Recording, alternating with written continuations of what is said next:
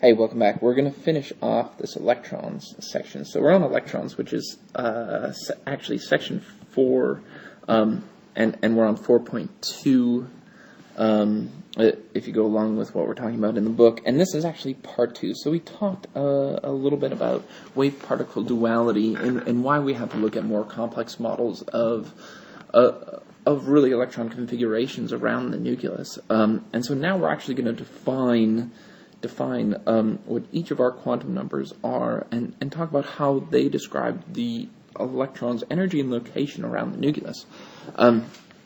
So maybe we want to start with a quick definition. So each electron in an atom, in any atom, can be defined by its unique set of 4 quantum numbers. So they're unique to every electron that's in any individual atom. We can define where it is, what energy it has, again, within all the relations that we've talked before, assuming Heisenberg's uncertainty principle and everything. So we're actually talking about the probability graph. So what probability graph does each electron lie in? But we can talk about it and define it by its own set of 4 quantum numbers. So we're going to go through what these 4 quantum numbers are and how to determine them for the electrons. So the first one here is n, which is the principal quantum number. Principal, and I'm just going to put Q number, if that's okay with you.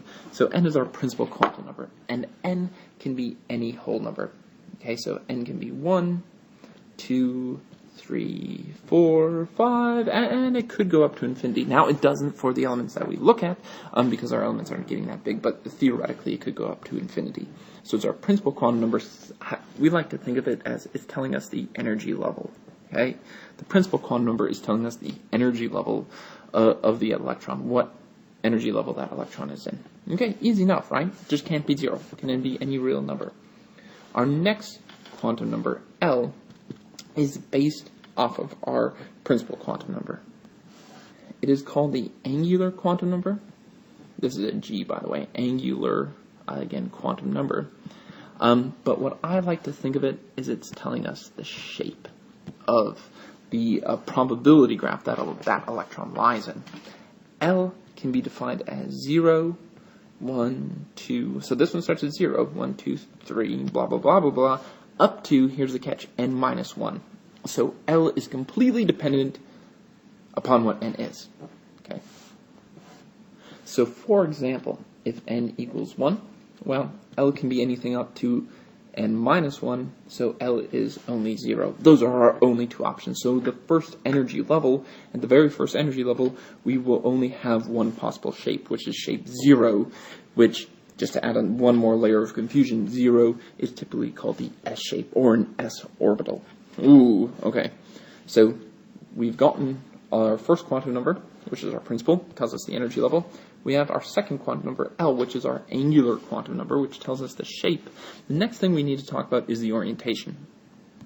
So this is our magnetic quantum number. So it's our magnetic quantum number. And what our magnetic quantum number does is it tells us really the orientation of the shape. So it is based upon L. Okay, and what it can be, our magnetic quantum number can be any value from minus L all the way through 0, all the way to plus whatever L is. But again, it's defined upon L. So again, if we take our first example, if we're in the first energy level where n equals 1, we already said that L is everything up to n minus 1. So L is 0. So guess what ML is? Well, ML can only be plus to minus, from minus to plus L. So our ML can only be 0. So if we're in the first energy level, right, we're in an L0 shape, or what's called an S shape, well, that gives us an orientation of 0. So what that is telling us is there's only one orientation of that shape. Okay, let's clear that off. And let's do another example. So let's get up to the second energy level. Well, what if n is 2? Well, then L has 2 possible values. L, again, is anything from 0 up to n minus 1. So L could be 0 or L could be 1. So we still have this S shape, which, again, for ML only has one value, 0. Sorry if that's getting a little messy in there. But L could also be 1. That is a new shape. That is actually called a P shape. And now our ML values for that if I look at our L values, again, anything from negative L to positive L, so it could be negative 1 to 0 to positive 1. So if L equals 1, now notice we have 3 different orientations of our ML, of our P shape. Okay, let's touch on the last quantum number and then look at what these actually look like. So our last quantum number is the easiest. It's MS, and it's called the spin quantum number. And you know what? It actually tells us the spin, which is nice. So we don't have to remember its name and then in a different meaning. The spin quantum number tells us the spin on the electron. And MS is easy. It's not defined by any other one. MS can always be a plus 1/2 or a minus 1/2 spin. So no matter what energy level we're in every orbital, or every suborbital, I should say, there's always 2 electrons can fit, as long as they have opposite spins. So it's not don't worry about it being plus or minus 1/2, just that they have opposite spins. So now if we look at our first energy level at n equals 1, okay, our first energy level, L can only be 0 because it goes up to n minus 1, so L is only 0. Our ML can only be 0 because it's minus L all the way to plus L. And then we have our MS, which could be plus 1/2 or could be minus 1/2.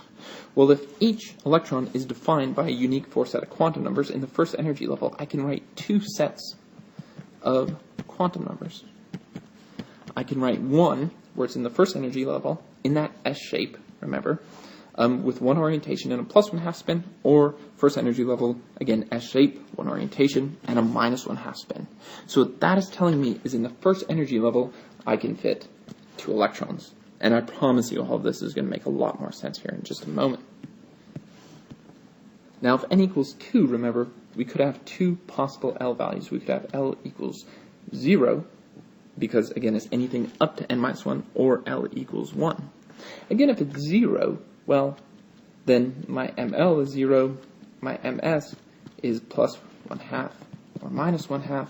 So in a second energy level, if we have an S shape still, we still can only fit a total of 2 electrons. That is the maximum amount that we can fit into an S orbital. Now, though, if L equals 1, then we've got a little bit more complex type of system. We have, in our ML, we have 3 different orientations, right? Negative 1, 0, or a positive 1. That's not a 1. I was trying to write a 1/2. It's a 1. Okay, so we have 3 orientations.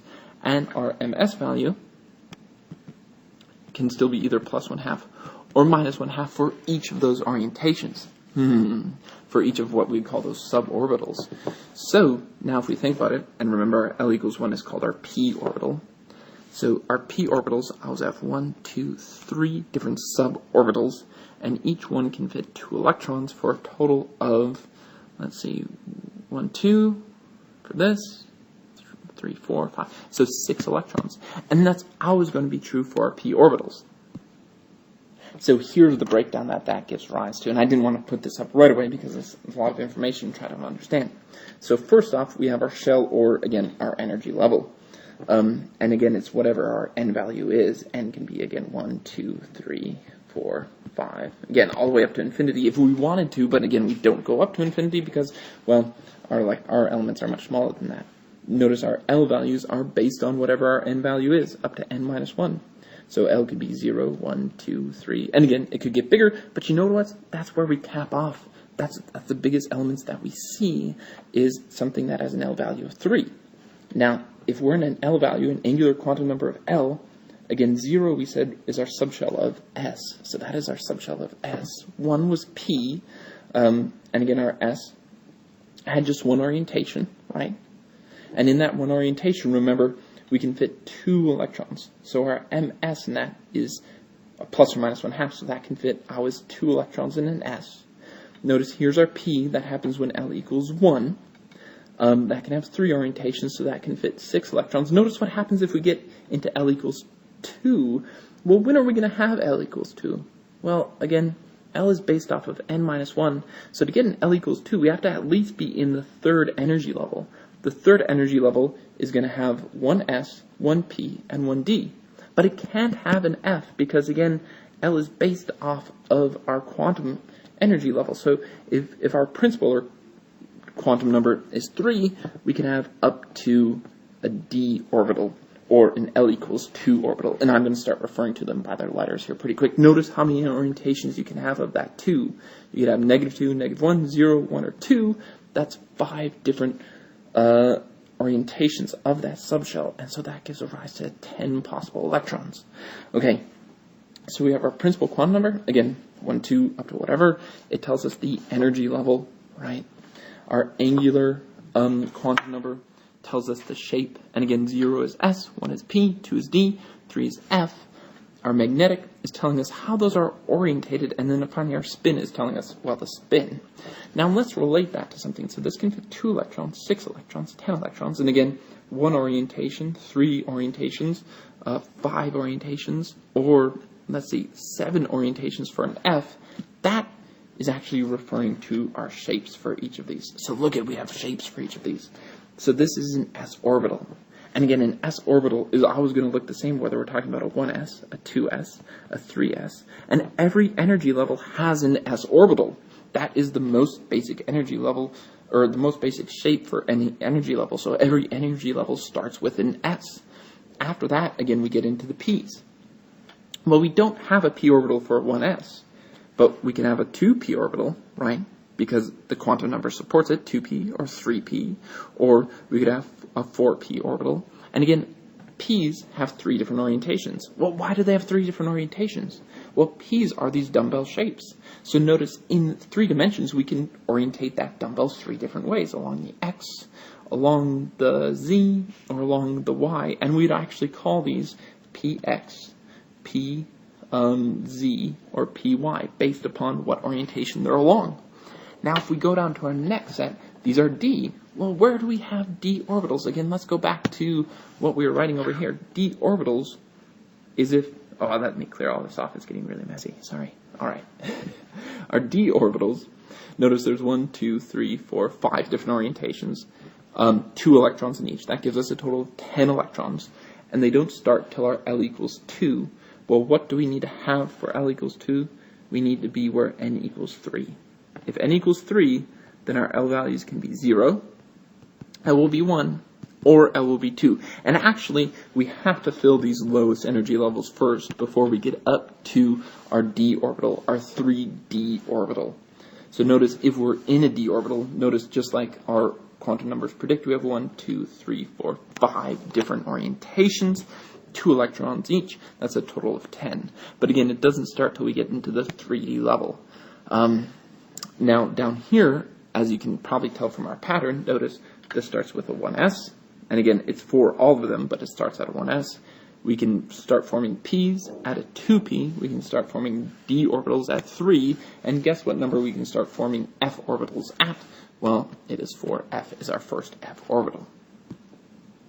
So here's maybe a nice breakdown of our quantum numbers. Oops, sorry about that. So if we have our n value of 1, our L has to be 0, which is our S shape. Our ML is 0. There's 1 orientation. It can fit 2 electrons, so there's a total of 2. It says in the code, but let's say in the energy level might make a little bit more sense. So in that energy level, there's a total of 2 electrons can fit into the first energy level. Now notice, if we're in energy level 2, how many total electrons can we have? Well, we have an S shape and a P shape based on our L values. So our orientations are 0 for our S, -1, 0, or +1 for our P. Our S can always fit 2. Our P can always fit 6 for a total of 8 electrons in the second energy level. Now, I think we can make this make sense. So what all this quantum number stuff gives rise to is the shape of our periodic table. So if you're wondering where the shape and why we have these funny blocks on our periodic table, well, it all comes from our quantum numbers and our quantum number sets that are telling us where these electrons are. So notice if we start at the very first, and we read our periodic table from top to bottom and left to right, just like we were reading a book, notice where we start. We start with our first energy level. And what is in this position is hydrogen. Well, hydrogen, what is the energy levels for hydrogen, or hydrogen's electrons actually? Well, they're in a 1s level. And notice how many electrons can we fit if we're in the first energy level? Well, if we're in the first energy level, L equals 0, which means we're in an S shape. There's one orientation of that, and we can fit 2 electrons. Well, hydrogen just has 1.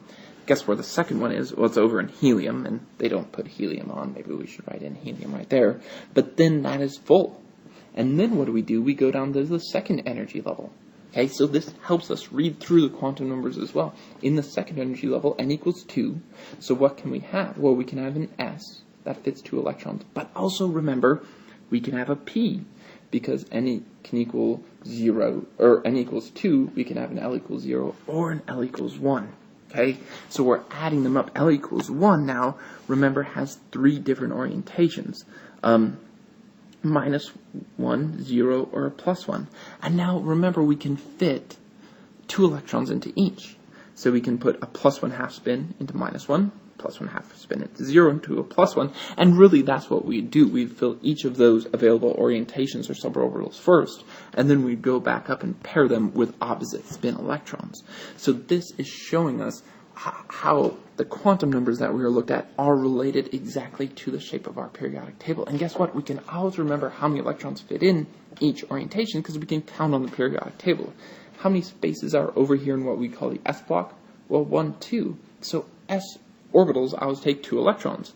How many spaces are over here on the p? Well, 1, 2, 3, 4, 5, 6. So in the p orbital, we know we can always fit 6 electrons. How many electrons fit in a d? Well, I could remember my quantum numbers, or I could just count 1, 2, 3, 4, 5, 6, 7, 8, 9, 10. I always fit 10 electrons, whether we're in the 3D level, the 4D, the 5D, or the 6D.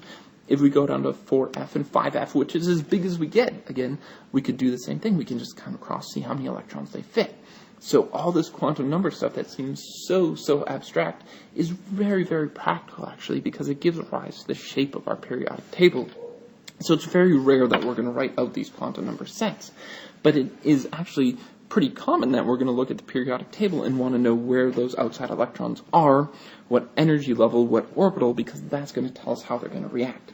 So if an element has electrons in a 4D level as opposed to a 4S level, well, that's going to give rise to different chemical behavior. So that's really what we're looking at, is how many electrons do these elements have, what is the orbital are they in, and what does that mean for their chemical reactivity?